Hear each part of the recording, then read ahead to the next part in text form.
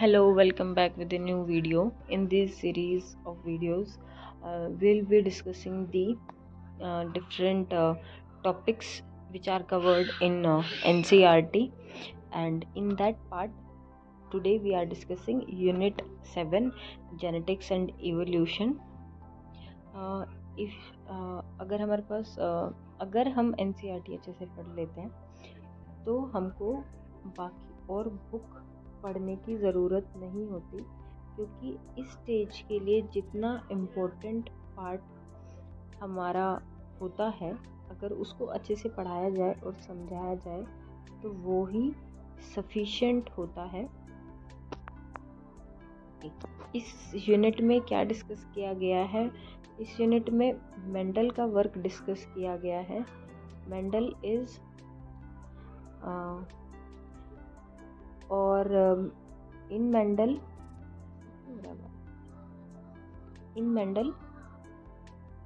In the work of Mendel और बाकी scientist जिन्होंने उनको फॉलो किया for the idea of inheritance pattern, and उन्होंने जो चीज़ जो ट्रांसमिट हो रहा था from one generation to next generation, उसको फैक्टर बोला which determine the phenotype, which later on जिसको रिप्लेस करके जीन बोला गया। और these factor are the genetic basis of inheritance. वो फैक्टर क्या है, वो जेनेटिक मटेरियल क्या है, उसका स्ट्रक्चरल बेसिस क्या है, जीनोटाइप, फिनोटाइप, जीन का एक्सप्रेशन कैसे होता है, what are other which other scientists are involved in the evolution, discovery of DNA, what is the genetic material of the cell, one cell, one gene, one enzyme theory। वो सब जो है वो बहुत सारे साइंटिस्ट का कंट्रीब्यूशन से हमको ये नॉलेज मिला है, जैसे कि Watson, Crick, Nirenberg, Khorana, Kornberg, Benzer, Monod, brainer.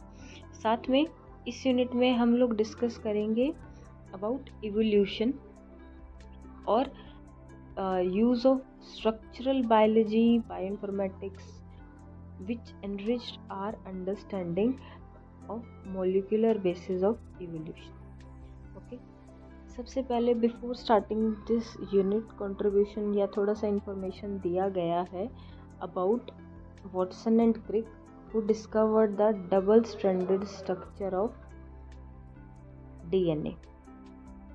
उनके बारे में बताया गया है कि उन्होंने क्या स्टडी किया है, क्या कहाँ से पढ़े हैं, कौन कौन से अवार्ड्स उन सबको दिए गए हैं। उसका एक ब्रीफ ओवरव्यू दिया गया है ताकि विल इंस्पायर सो दैट हम यूनिट को अच्छे से पढ़ें। तो फर्स्ट चैप्टर जो है वो है principle of inheritance and variation. Now in NCERT first वो हमसे कुछ क्वेश्चन पूछता है ताकि पहले वो डाउट या क्वेश्चन रेज करता है, फिर उसको एक्सप्लेन करता है। जैसे कि यहाँ पर पूछा गया है, have you ever wondered why an elephant always give birth only to baby elephant, not some other animal, और why a mango seed only forms a mango plant and not other plant. Given that although elephant के baby elephant ही होगा, but there will be difference from parents to progeny या filial generation. तो although वो similar हैं, but there are differences between both, there are variations between both in some of their characteristics. ऐसा क्यों होता है? ये क्वेश्चन, इन सब क्वेश्चंस के साथ कौन डील करता है? इन सब क्वेश्चंस के साथ डील करने के लिए there is a branch of biology जो कि है जेनेटिक्स। जेनेटिक्स क्या है? Genetics is the subjects that deal with inheritance as well as variations of character from parents to offspring. और वो प्रोसेस कौन सा है? Inheritance is the process by which characters are passed on from parents to progeny, और ये basis है heredity के लिए। अब वेरिएशन या डिफरेंसेस क्या है? Variation is the degree by which progeny difference from their parents. ठीक है, ये हेरिडिटी, जेनेटिक्स, इन सब का ऑल्दो टर्म्स वगैरह नहीं पता थी पहले, बट दे ऑलरेडी न्यू कि it is related to the sexual reproduction somewhere, तभी उन्होंने हमारे एंशिएंट जो ह्यूमन रेस थी उन्होंने यूज़ किया है इसको फॉर द डेवलपमेंट या सेलेक्टिवली ब्रीड और सेलेक्ट किए ऑर्गेनिज्म जिनके अंदर डिज़ायरेबल कैरेक्टर्स प्रेजेंट थे। इसका एग्जाम्पल है साहिवाल काउ इन पंजाब,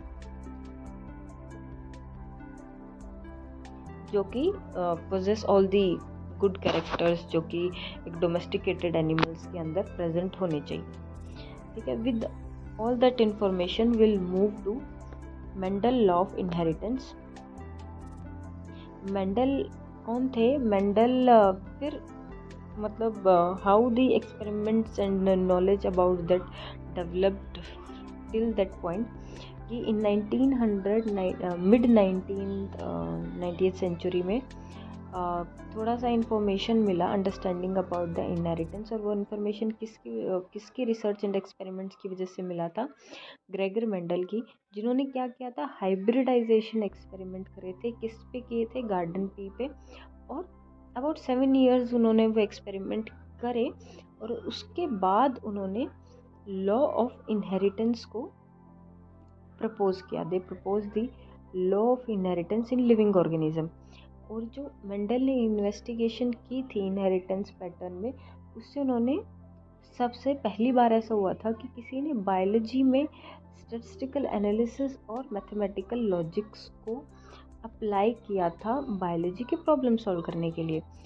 उनका जो एक्सपेरिमेंट थे उनका बहुत ही लार्ज सैम्पल साइज था, जिसकी वजह से क्या हुआ, उनका जो भी डाटा उन्होंने कलेक्ट किया था वो बहुत ही क्रेडिबल डाटा था। Also the confirmation of his inference from the experiment on the successive, उन्होंने जो एक्सपेरिमेंट वगैरह किया था उनको कंफर्म किया जा सकता था from the successive generation of his test plants, कि उन्होंने जो रूल बनाए हैं वो जनरल रूल है of inheritance rather than being unsubstantiated ideas. उन्होंने उसको प्रूव किया था। मेंडल ने Mendel investigated character in garden pea, जो कि बिल्कुल ही अपोजिट ट्रेट्स को उन्होंने यूज़ किया। जैसे कि टॉल प्लांट के साथ उन्होंने ड्वार्फ प्लांट कैरेक्टर को एनालाइज किया। ठीक है, ऐसे ही उन्होंने कॉन्ट्रास्टिंग ट्रेट्स को लेकर स्टडी की थी, जिसकी वजह से उन्होंने क्या कर पाए वो, this allowed him to set up a basic framework of rule जो कि गवर्न कर रहा था इनहेरिटेंस को। बाद में जिसको एक्सपेंड किया अलग अलग साइंटिस्ट ने to the all the diverse natural observation में, और उसके साथ क्या कॉम्प्लेक्सिटी थी वो देखने के लिए। तो मेंडल ने क्या किया इसके लिए, उन्होंने कौन कौन से 7 पेयर ऑफ कंट्रास्टिंग ट्रेट्स जो मेंडल ने लिए थे, उनमें से एक था सीड शेप, राउंड और रिंकल्ड, सीड का कलर येलो की ग्रीन, फ्लावर का कलर वायलेट और वाइट, पोड shape, pod colour, flower position. तो ऐसे करके उन्होंने 7 कंट्रास्टिंग फैक्टर्स को लेके स्टडी किया था। मेंडल ने ये जो कैरेक्टर्स स्टडी किए थे उसके लिए उनको एक टेक्निक या जो चीज़ का इस्तेमाल उन्होंने किया था वो था आर्टिफिशियल पॉलिनेशन या फिर क्रॉस पॉलिनेशन एक्सपेरिमेंट, जिसकी with the help of that उन्होंने several true breeding pea line develop की। ट्रू ब्रीडिंग लाइन कौन सी होती है वो, तो फिर उसके बाद उन्होंने ट्रू ब्रीडिंग लाइन के बारे में बताया कि ट्रू ब्रीडिंग लाइन क्या है। True breeding line is the one that have undergone continuous self pollination and shows the stable trait inheritance and expression for several generations. So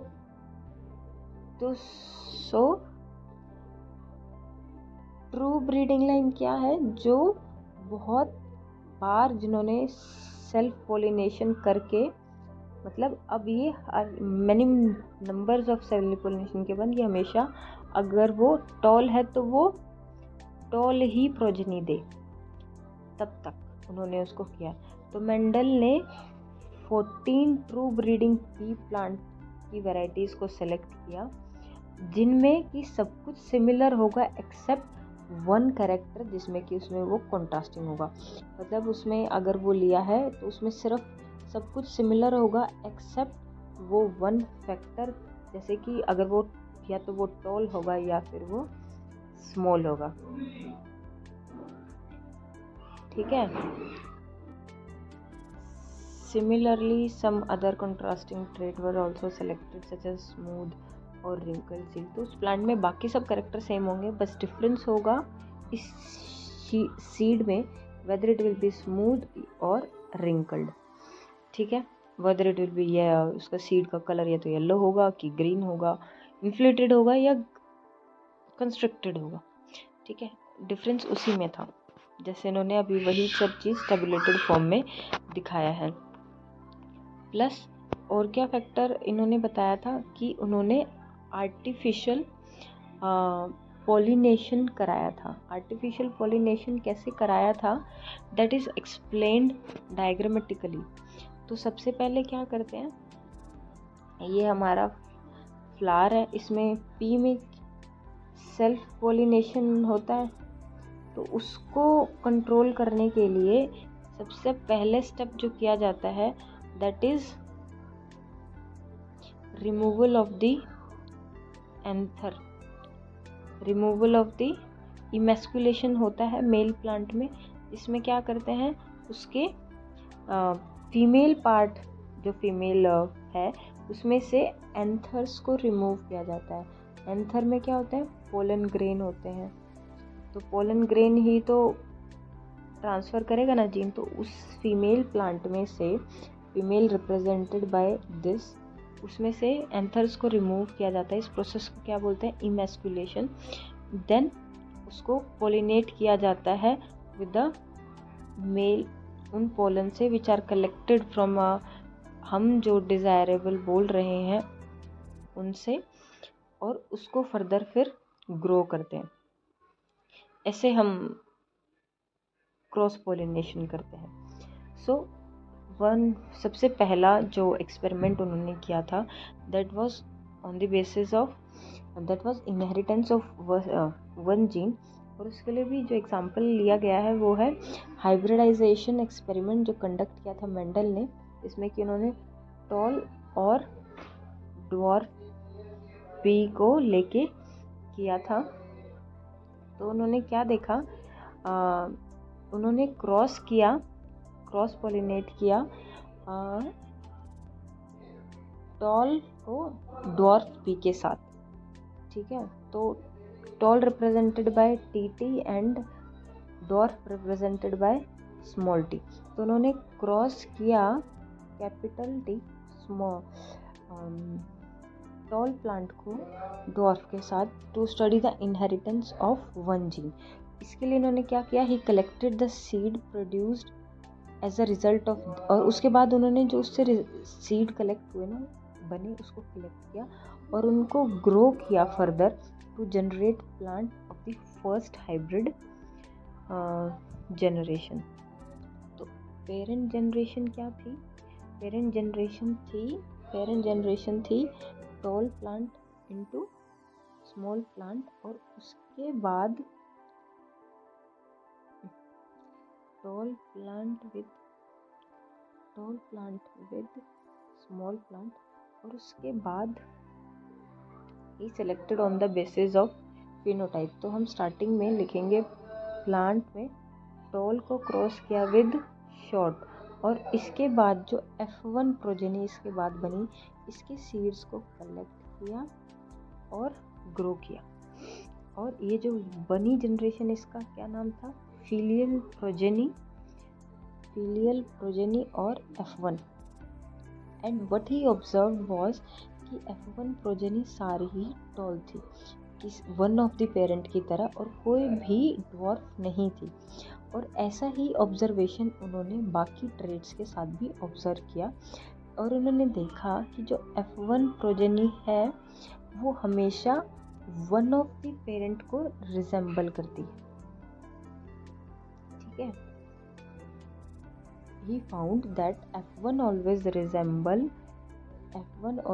resemble either one of the parent, and that trait of the parent wasn't, और दूसरे parent की trait उसमें नहीं दिखती है।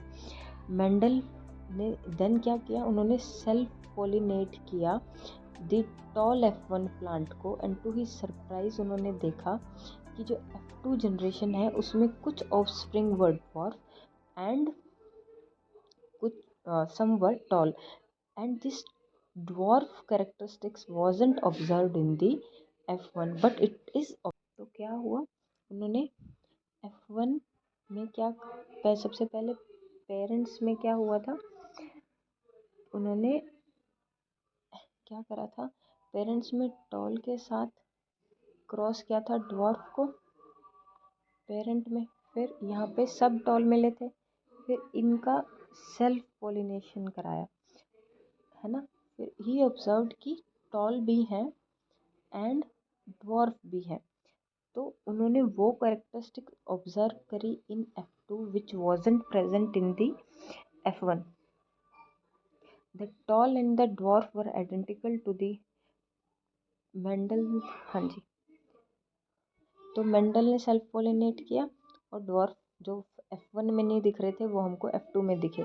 The proportion of plant that were dwarf were 1/4 of the F2 plant, और जो 3/4 थे वो F2 के टॉल थे। दो the dwarf trait were identical, और वो ड्वार्फ जो ट्रेट था वो आइडेंटिकल था जो पेरेंटल में हमने लिया था ना उसके, और उसमें कोई ब्लेंडिंग नहीं थी, मतलब टॉल और ड्वार्फ टॉल उतना ही टॉल था जितना पैटर्नल था, और ड्वार्फ भी उतना ही छोटा था जितना कि पैटर्नल था। कोई मीडियम हाइट ऑब्जर्व नहीं हुई थी, कोई भी करेक्टर ब्लेंड नहीं हुआ था।